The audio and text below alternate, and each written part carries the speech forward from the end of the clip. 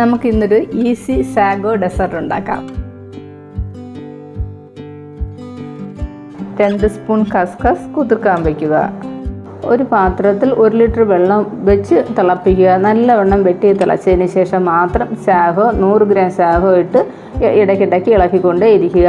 Half cook ആയതിന് ശേഷം മാത്രം അത് അടച്ച് ഇറക്കി മാറ്റി വയ്ക്കണം. അരമണിക്കൂറിന് ശേഷം അത് അരിപ്പയിൽ അരിച്ചെടുക്കുക. എന്നിട്ട് വീണ്ടും നോർമൽ വാട്ടർ ഉപയോഗിച്ച് ഒന്നുകൂടി അത് അരിച്ച് മാറ്റി വയ്ക്കുക തണുക്കാനായിട്ട്.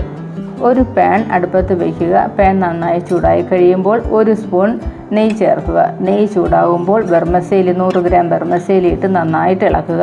വെർമസേലിയുടെ കളറൊന്ന് ചെറുതായി മാറി വരുമ്പോഴേക്കും ഒരു 2.5 ഗ്ലാസ് പാലൊഴിച്ച് തിളപ്പിക്കുക. ഇടയ്ക്കിടയ്ക്കൊന്ന് ഇളക്കി കൊടുക്കണം.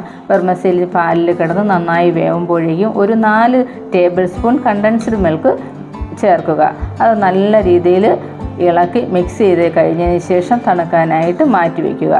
വെർമസേലി തണുത്തതിന് ശേഷം സാഗോ അതിൽ മിക്സ് ചെയ്ത് 1 മണിക്കൂർ തണുക്കാനായിട്ട് ഫ്രിഡ്ജിനകത്ത് വയ്ക്കുക. ഫ്രിഡ്ജിൽ നിന്ന് എടുത്ത സാഗോയിൽ കുതിർത്ത് വെച്ചിരിക്കുന്ന കസ്കസും ഫ്രൂട്ട്സും ചേർത്ത് നന്നായിട്ട് മിക്സ് ചെയ്യുക.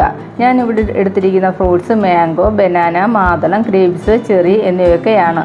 മധുരത്തിന് ആവശ്യമായ പഞ്ചസാരയോ തേനോ നിങ്ങൾക്ക് ഉപയോഗിക്കാം. അതിൻ്റെ കൂടെ ഐസ് ക്യൂബും കൂടി ചേർത്ത് മിക്സ് ചെയ്യുക. കട്ട് ചെയ്ത് വെച്ചിരിക്കുന്ന കുറച്ച് ഫ്രൂട്ട്സും ക്രഷ് ചെയ്ത പിസ്ത, അണ്ടിപ്പരിപ്പ്, ബദാം എല്ലാം കൂടിയിട്ട് നമുക്കിതൊന്ന് ഡെക്കറേറ്റ് ചെയ്യാം. നമ്മുടെ സാഗോ ഡെസേർട്ട് ഇവിടെ റെഡിയാണ്.